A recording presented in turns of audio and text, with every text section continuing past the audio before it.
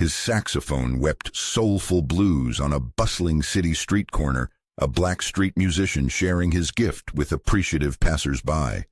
A racist cop, annoyed by the music and the small, joyful crowd, moved to shut him down, to confiscate his instrument, to assert his dominance.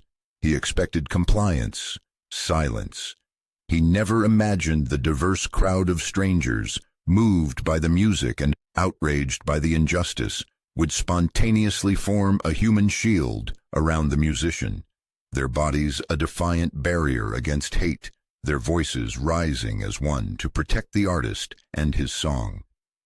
Welcome, friends, to a powerful story about the magic of music, the ugliness of prejudice, and the breathtaking courage of ordinary people standing together for what's right. It's a testament to how art can unite and how a spontaneous act of solidarity can become an unbreakable defense. If you believe in the power of community and the harmony of justice, please subscribe and join our daily chorus of voices. Your support helps us amplify these inspiring narratives. Thank you for being here as we witness a human shield forged in the heart of a city.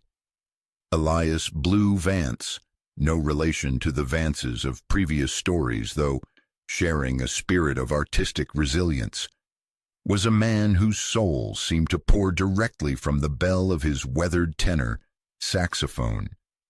In his late 50s, with kind, knowing eyes that had seen more than their share of life's hard knocks and fleeting joys, Blue was a fixture on the corner of Market and Vine in the bustling downtown district of Oak Haven.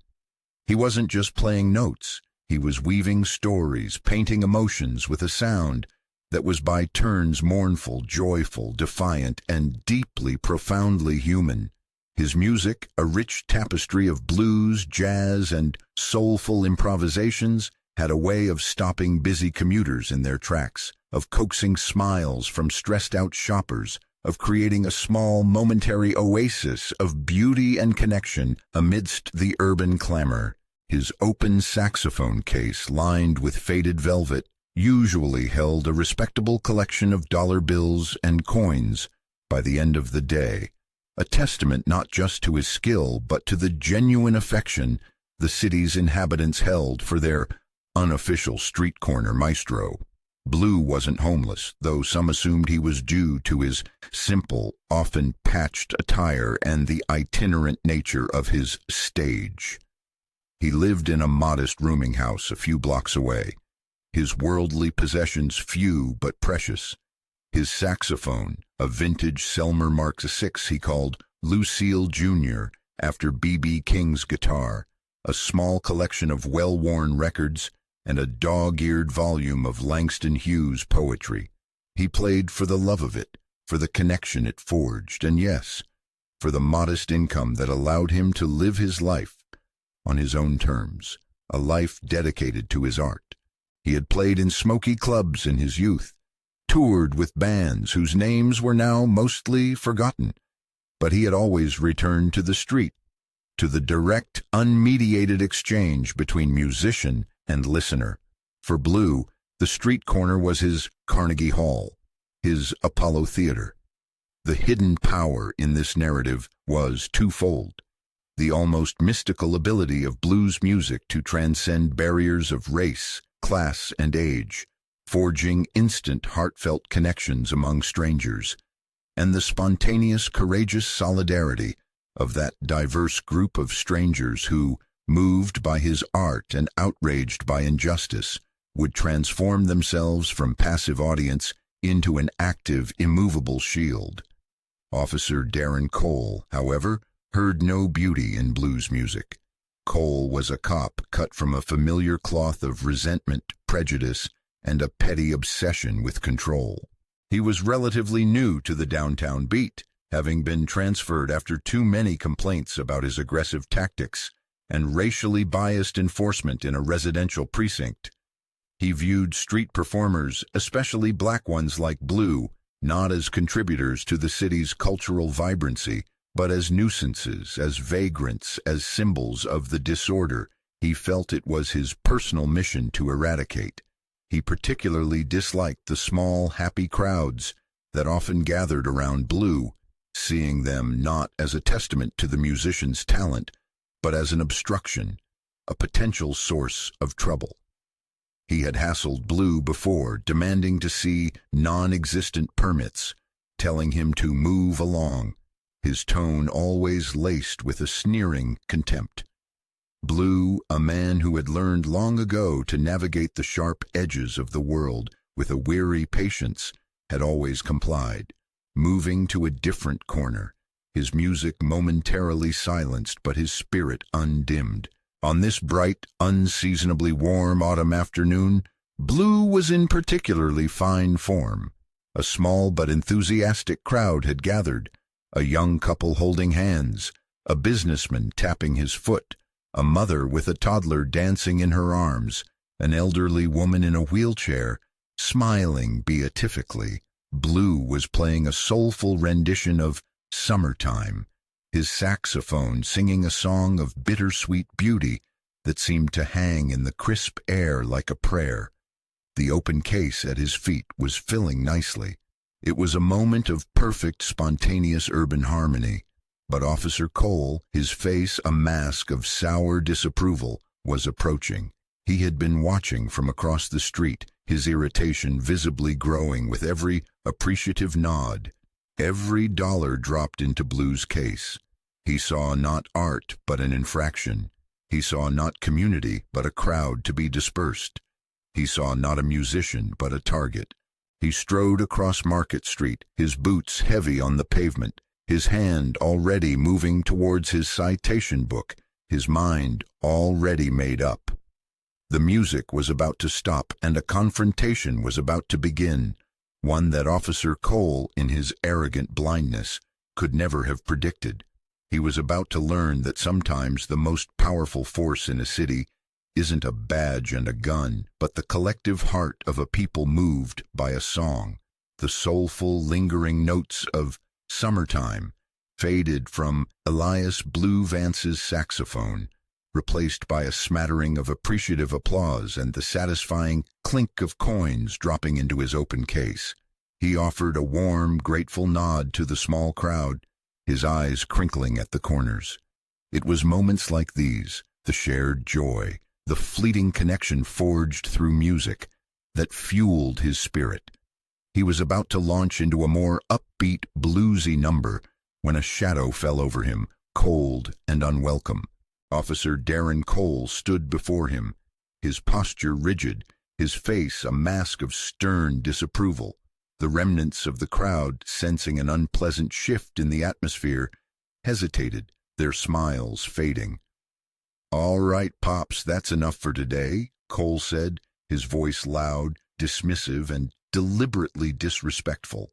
"You're obstructing pedestrian traffic and you don't have a permit to perform here. Pack it up and move along." Blue, though his heart sank with a familiar weariness, maintained his composure. He had dealt with Officer Cole's particular brand of harassment before. "Good afternoon, Officer Cole," Blue replied, his voice calm, his tone respectful despite the insult. "As I believe we've discussed, the city ordinance regarding street performance allows for acoustic music in designated commercial zones, provided it doesn't impede public access or exceed noise decibel levels. I am in compliance with all those regulations." Cole's eyes narrowed. He clearly didn't appreciate being corrected, especially not by Blue. "I'm the one who decides what's compliant and what's not, old man," he sneered, "and I'm telling you this noise you're making is a nuisance, and this crowd you've gathered is blocking the sidewalk. People have to walk in the street to get around you. It's a public safety hazard." This was a blatant exaggeration. Blue always positioned himself carefully, ensuring ample space for pedestrians, and his music, while soulful, was never excessively loud. The small crowd, now watching with growing unease and quiet indignation, was gathered loosely, easily navigable. A young woman in the crowd, a college student named Maya, who often stopped to listen to Blue on her way to class, spoke up. "Excuse me, officer," she said, her voice polite but firm. "We're not blocking anything. There's plenty of room to walk, and his music is beautiful, not a nuisance." Cole whirled on her, his face flushing. "You stay out of this, Missy. This is official police business, unless you want to be cited for interfering with an officer." His threat was clear.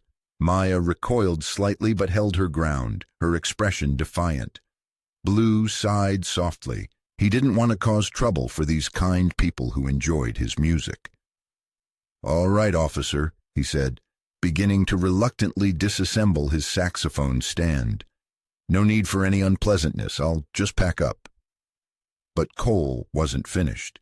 He seemed to derive a perverse pleasure from humiliating Blue. "Not so fast," he said, his eyes glinting with malice. "That instrument, is that even yours? Or did you acquire it somewhere?" The insinuation was vile, a direct attack on Blue's integrity, heavily laced with racist undertones. Blue's vintage Selmer was his most prized possession, cared for with meticulous love for over 30 years. Blue's calm finally fractured. A flicker of deep, righteous anger sparked in his usually gentle eyes. "Officer," he said, his voice dangerously low, "you are now treading on sacred ground. This saxophone is a part of my soul. You have no right to imply such a thing." "Oh, I have every right," Cole retorted, emboldened by Blue's flash of anger. He stepped closer, looming over the older musician.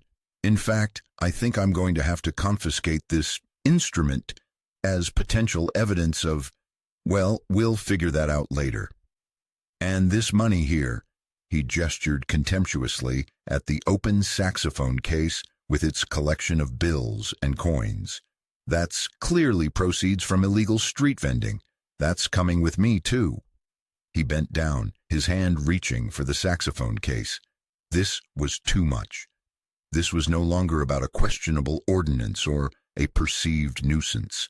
This was about blatant theft, about the destruction of a man's livelihood, about a cruel, vindictive abuse of power. The crowd, which had been watching with growing horror, seemed to surge forward as one. "Hey, you can't do that!" The businessman who had been tapping his foot to the music just moments before shouted, his professional reserve gone. "That's his property. He earned that money." "This is outrageous," the elderly woman in the wheelchair declared, her voice surprisingly strong. "This man brings joy to this city. You, officer, are a disgrace to your badge." As Cole's hand made contact with the saxophone case, intending to snatch it up, something extraordinary happened. It wasn't planned, not coordinated. It was a spontaneous, instinctive act of collective defiance. The young couple, Maya the student, the businessman, even the mother with the toddler, instinctively moved forward, forming a tight, human circle around Blue and his saxophone case. They didn't touch Officer Cole. They didn't shout threats.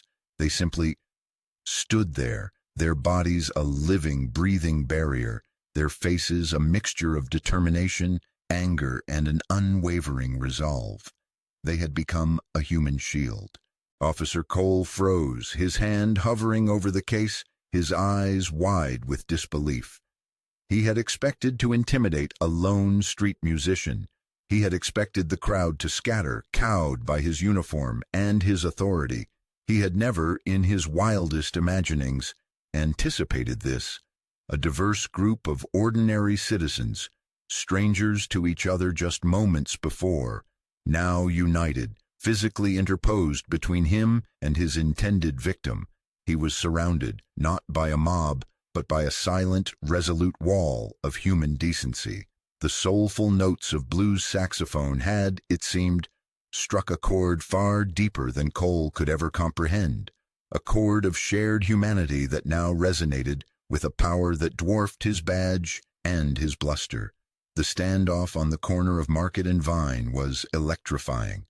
Officer Darren Cole, his face a mask of stunned disbelief and rapidly escalating fury, found himself encircled by a silent, unyielding ring of ordinary citizens. They weren't aggressive, not physically.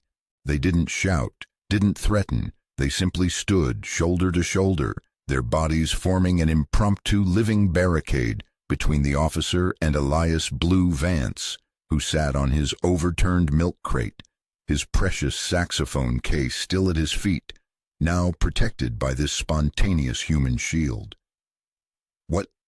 What do you think you're doing?" Cole finally sputtered, his voice a mixture of outrage and a dawning, uncomfortable awareness that he had lost control of the situation. "This is obstruction of justice. You are all interfering with a police officer in the performance of his duty. I can arrest every single one of you." "And on what grounds would you arrest us, officer?" inquired the well-dressed businessman, his voice calm but firm. He had introduced himself earlier as Mr. Harrison, a lawyer on his lunch break. "For peacefully assembling, for bearing witness to your harassment of this gentleman, for protecting his property from what appears to be an unlawful seizure." Maya, the college student, her phone now held aloft, clearly recording, added, "We all saw what happened, officer. You were the aggressor. You threatened him. You tried to take his instrument and his money without any just cause. We are simply standing here." The mother with the toddler, who had instinctively pulled her child closer, spoke up, her voice trembling but resolute. "My little girl dances to his music every time we pass. He's a part of this neighborhood. You have no right to treat him this way." Officer Cole's face was now a dangerous shade of crimson. He was accustomed to unquestioning compliance, to fear, to the immediate deference his uniform usually commanded. This collective calm defiance was something new, something infuriating.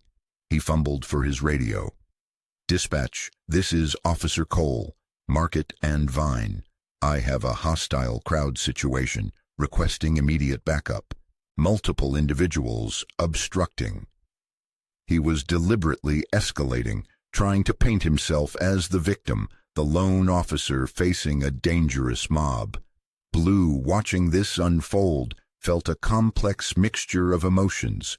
Profound gratitude for the unexpected courage of these strangers, a deep sadness that his music, meant to bring joy, had inadvertently sparked such a confrontation, and a weary resignation to the ugliness of Cole's prejudice. He wanted to tell them to disperse, to not get into trouble on his account, but he also recognized the power of their stand, the importance of their witness. The sound of approaching sirens, multiple sirens, grew louder. Within minutes, several more Oakhaven PD cruisers screeched to a halt, disgorging a half-dozen more officers. They formed a secondary, more menacing ring around the initial scene, their expressions grim, their hands on their holstered weapons. A police sergeant, a stocky, stern-faced woman named Maria Diaz, pushed her way to the front. "Cole, what the hell is going on here?" Sergeant Diaz demanded, her eyes taking in the strange tableau. Cole surrounded, the silent circle of citizens, Blue Vance sitting calmly amidst it all. The open saxophone case, Cole, visibly relieved by the arrival of backup, launched into his exaggerated, self-serving version of events. "Sarge, this man, Vance, was illegally vending, creating a public nuisance, no permit. When I attempted to cite him and confiscate his instrument as evidence of illegal activity, this mob surrounded me, became hostile, threatened me, obstructed my lawful duty." Sergeant Diaz listened, her expression unreadable. She then turned to the assembled citizens. "All right, folks, I understand emotions are running high, but we need to de-escalate this. I need this crowd to disperse. We will investigate Officer Cole's claims and Mr. Vance's." But the human shield held firm. Mr. Harrison, the lawyer, stepped forward as their de facto spokesperson. "Oh, Sergeant Diaz," he said respectfully, but with an unyielding firmness, "we are not a mob, and we are not hostile. We are concerned citizens who have witnessed what we believe to be a gross abuse of authority and an act of harassment against Mr. Vance by Officer Cole. We have video evidence of the entire encounter. We are willing to provide our statements, but we will not disperse and leave Mr. Vance to face further intimidation or unlawful seizure of his property by Officer Cole. We request that Officer Cole be removed from this immediate interaction and that Mr. Vance be allowed to collect his belongings and leave peacefully without further harassment. Sergeant Diaz looked from Mr. Harrison to the resolute faces in the circle, then to the increasingly agitated Officer Cole, then to Blue Vance, who met her gaze with a quiet, weary dignity. She was an experienced officer. She could sense the undercurrents, the truth of a situation, far better than Cole. She also saw the numerous cell phones still recording, the gathering media presence on the periphery. This was a public relations nightmare in the making for the OPD if handled badly. "Officer Cole," Sergeant Diaz said, her voice now devoid of any sympathy for her subordinate, "step back. Go to your cruiser and wait for my instructions. You are to have no further contact with Mr. Vance or any of these citizens." Cole started to protest, but a sharp, cutting glare from Diaz silenced him. He sullenly retreated, his face a mask of thwarted rage.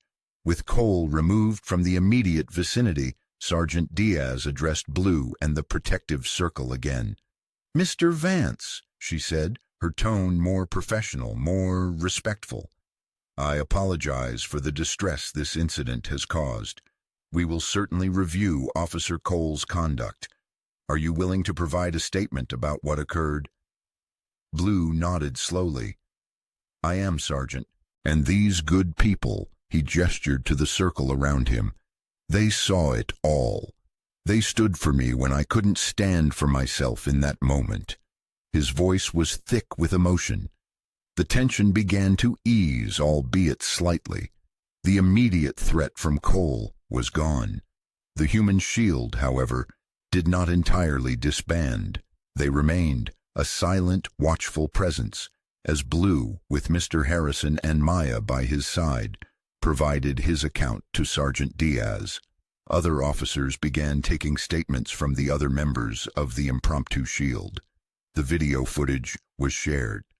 The narrative Cole had tried to spin was rapidly unraveling, replaced by a consistent, corroborated account of his unprovoked aggression and abuse of power. The hidden power of blues music had done more than create a moment of joy. It had forged an instant, powerful community of conscience, a community that refused to stand by and watch injustice unfold. They had seen a fellow human being, an artist sharing his gift, being bullied and demeaned, and they had responded not with violence, but with the simple, profound courage of their physical presence, their collective bodies a testament to the idea that an injury to one is an injury to all. The wail of Blue's saxophone had been momentarily silenced by hate, but the roar of the crowd's humanity was now echoing through the streets of Oakhaven, demanding to be heard. The investigation into Officer Darren Cole's conduct, spearheaded by a now deeply concerned Sergeant Diaz, and under the direct scrutiny of the Oakhaven Police Department's Internal Affairs Division, moved with a swiftness that was unusual for such cases. The sheer volume of corroborating eyewitness testimony, the damning clarity of Maya's smartphone video, which quickly went viral after she posted it, with Blue's permission later that day, and the high-profile nature of the incident, a police officer being effectively held at bay by a spontaneous human shield of outraged citizens, left little room for obfuscation or departmental protectionism. Officer Cole's version of events, that Blue Vance was an aggressive, non-compliant vagrant and that the crowd had been a threatening mob, crumbled under the weight of the evidence. His history of citizen complaints, particularly those alleging biased policing and verbal abuse against minority residents and street performers, was re-examined with a new critical eye. A pattern of misconduct previously dismissed or lightly disciplined now looked far more ominous. Elias Blue Vance, meanwhile, became an unlikely local hero. His quiet dignity throughout the ordeal, his soulful music, and the extraordinary courage of the citizens who had formed a shield around him captured the city's imagination. Donations poured into a GoFundMe account set up by Maya and Mr. Harrison to help Blue replace some of his aging equipment and perhaps find a more secure living situation. Local music venues offered him gigs. The Oak Haven City Council, facing a barrage of angry calls and emails, hastily convened a public hearing on street performance regulations and police conduct. At that hearing, Blue Vance, accompanied by Mr. Harrison, acting as his pro bono counsel, spoke with a quiet eloquence that was profoundly moving. He didn't speak of anger or revenge. He spoke of the joy of sharing music, of the importance of public spaces as venues for art and connection, and of the pain of being targeted and demeaned simply for who he was and what he did. He thanked the strangers who had stood for him, calling them the truest orchestra of humanity I have ever had the honor to know. His testimony, and that of Maya, Mr. Harrison, and several other members of the Human Shield, was a powerful indictment of Officer Cole's actions and a call for greater respect and understanding from the police department.